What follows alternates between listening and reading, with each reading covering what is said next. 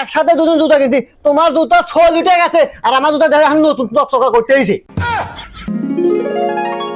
ওরে সর্বনাশ, এ কি হয়েছে রে? ওরে ওই আমার মাথাকে পানি ডাল রে।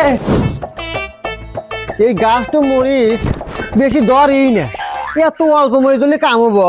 হ্যাঁ, আজ 3 বছর ধরে মরিচ গাছ গাড়ছি, মরিচ গাছে কয়টিয়া মরিচ বেচলাম এ বন্ধু 3-4 লাখ 4 লাখ টাকা মনে হয় হয়েছে, 4.5 লাখ টাকার মতো মরিচ বেচছি। তাই হইলো আর 4টা মরিচ বেশি চললে বাজারে বেশি টাকা বেচা যায়। একাদা সিংকু করে একাদা সিংকু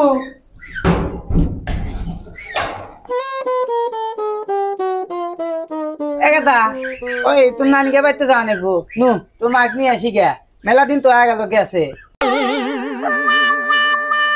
এ আব্বা তুমি কি কইলা? মা মেলা দিন ধরা গেছে? আরে কয়দিন হলো মা গেছে বাপের বাড়ি? হ্যাঁ, এই মানে 5 মাস হয়নি, 4 মাস কেবল 4.5 দিন মনে হয় পড়তেছে, আর তুমি আমার মা কানবে দেবে? আরে আব্বা থাকুক না কয়েকটা মাস মা।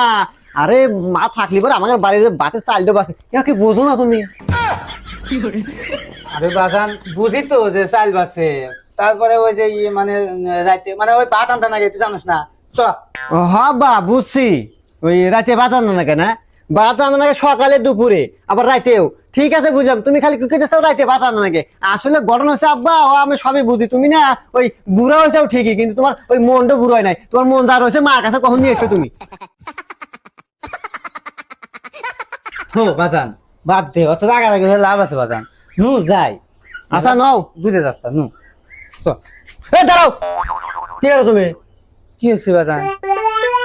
জুতা খোলো, জুতা খোলো। দেখছো কি সর্বনাশ করে গেছে রে? জুতা পড়ছে, জুতা মাইছে পরে পরে জুতা এবার কেতলা নিয়ে যাওয়া নাগে, তাহলে গেছেন জুতা টেকে। জুতা কয়দিন ধরে কিনতে এই দেখো, আমিও জুতা কিনছি তুমিও জুতা কিনতে, একসাথে দুজন জুতা কিনছি, তোমার জুতা 6 লিটার গেছে আর আমার জুতা দেখে এখন নতুন চকচকা করতে হয়েছে। তুতি বাজান আমার একমাত্র সওয়াল বাজান, আল্লাহ কাছে কি যে চাচ্ছিলাম আর কি যে পাছি আল্লাহ ভালো জানে। একমাত্র তোর কারণে বাবা আমি দেখ বিল্ডিং করে শুয়ে পাইতেছি বাবা, একমাত্র তুতি আমার সুপুত্র সন্তান বাবা। বাবা চ দেরি করিস না, আমি জুতা এই যে কান্তন জীবনে আর পড়বো না। হ্যাঁ এই এখন ঠিক আছে, এর ধরে মনে থাকে সব সময় জুতা এদের পরে কেতলা রাখবে, তাহলে জুতা টেকে। আচ্ছা বাজান চলো এই যাও। মেইন কথা তো যাওয়াই হয় নাই, তোমার হাতে কি? বাজান মেলা দিন পরে তো নানি ভাই যাইতেছি, এলে বললাম বললাম নানি হয় না তো। ওরে সর্বনাশ, এই গোল্লা নিতে যাও হসুর বাড়ি? তুমি কবে জানি হসুর বাড়ি ঘুরে আসলে মিষ্টি নিয়ে?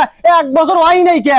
হ্যাঁ, এইভাবে যদি তুমি মিষ্টি নিয়ে হসুর বাড়ি যাও, গোল্লা নিয়ে হসুর বাড়ি যাও, তাহলে না আমাদের সংসার ডাহা সর্বনাশ হয়ে যাবো, তুমি জানো না এগুলা?